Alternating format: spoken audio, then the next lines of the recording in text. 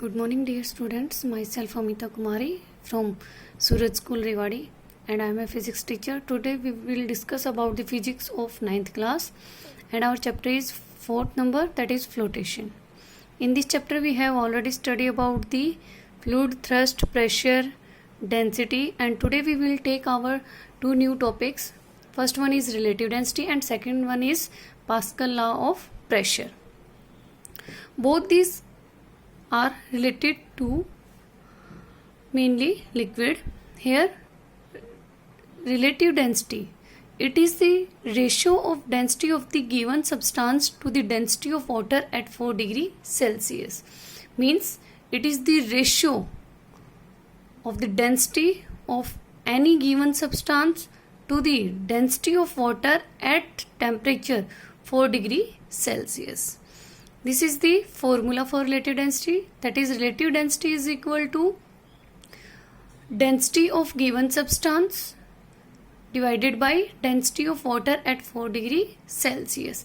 Here relative density can be noted as capital R dot D is equal to small d is the density of given substance and dW, it is the density of water at 4 degrees Celsius. Here D denotes the density and W denotes the water, means density of water.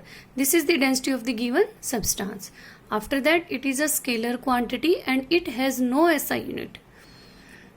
First thing you remember that always density has SI unit. The density has SI unit, that is kg per meter cube, but relative density has no SI unit.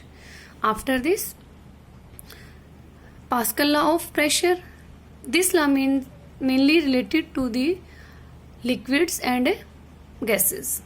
According to this law, if we exert a pressure on a liquid or on a gas, then it is equally distributed, means equally spread out in all direction in the liquid or in a gas. Again, according to Pascal law, if we apply a pressure or we exert a pressure on a liquid or on a gas, then it is equally spread out or distributed in all direction of the liquid or gas. For example, here in this container we will take a liquid and this is a object on which we apply a pressure from the upward direction. This pressure is equally distributed in all direction inside the liquid. This is the liquid and here P denotes the exerted pressure. Clear? This law also used in hydraulic lift, in which we apply a pressure in one side of the lift and at another side the heavy load or heavy object can be lifted to much height. In that way we apply a pressure in one side and the same amount of pressure is exerted on the other side, which helps us to lift a heavy object.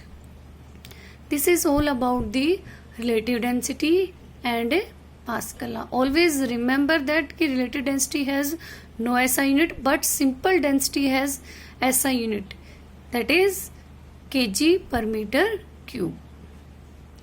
This is all about relative density and Pascal law of pressure. Thank you students and God bless you.